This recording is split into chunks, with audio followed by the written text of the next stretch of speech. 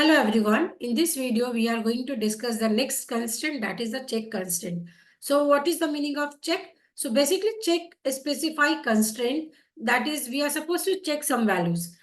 जैसे मैंने बोला जो स्टूडेंट का एज है, if a student is in 10th, अगर स्टूडेंट क्लास 10th का है ना, सो इन द 10th ऑलमोस्ट अगर मैं बात करूं एज 16 होनी चाहिए हर एक स्टूडेंट की।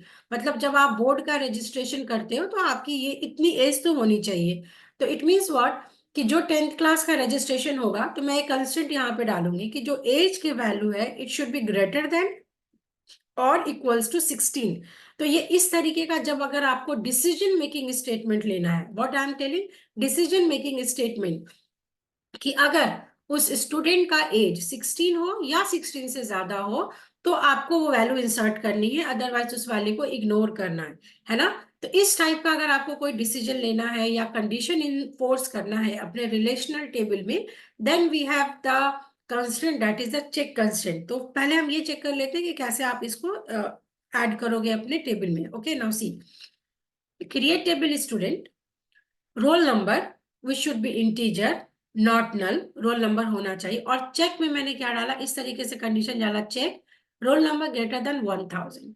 मतलब ये है कि हम ऐसा सिनेरियो मान लेते हैं कि एक कॉलेज है, उस कॉलेज में लास्ट ईयर तक 1000 स्टूडेंट का रजिस्ट्रेशन ऑलरेडी हो चुका है। ठीक है, अब इस नए ईयर में जब नए बच्चे आ रहे हैं तो उनका जो रोल नंबर होगा वो हम इससे ऊपर से इंसर्ट करना शुरू करेंगे, that is 1001, 1002 and so on. तो हमने कंस्टेंट लगा दिया कि जो स्टूडेंट का रोल नंबर है it should be started from 1000, greater than 1000। Greater than 1000 का मतलब है 1001 से वो स्टार्ट करेगा, it should be not be equals to 1000।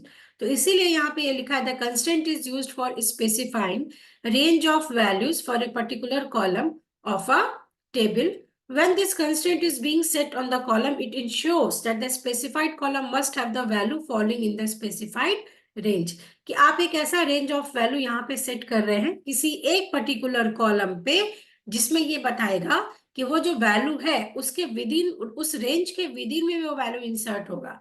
सो जब आप इस टेबल को डिजाइन करेंगे कोई भी वैल्यू ऐसी नहीं होगी जो 1000 से छोटी होगी, है ना। All the value should be greater then 1001। मतलब जब आप इंसर्ट क्वेरी लिखेंगे, इसको मैं समझाती हूँ आप कैसे लिखोगे।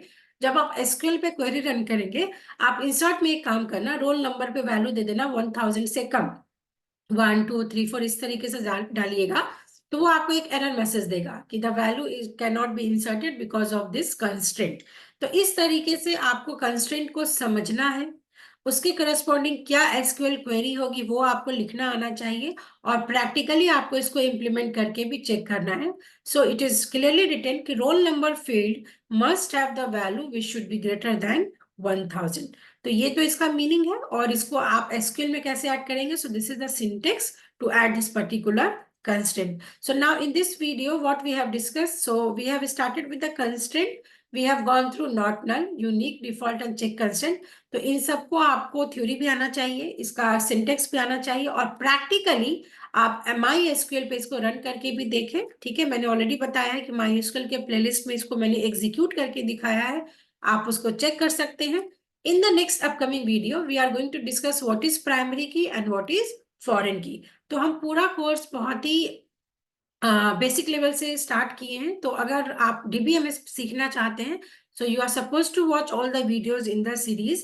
so this is all about today's video। अगर वीडियोस अच्छा लगे तो अपने फ्रेंड्स को भी शेयर करिए, and do subscribe our channel if you have not subscribed till yet। so thank you everyone for watching us, stay subscribed, thank you।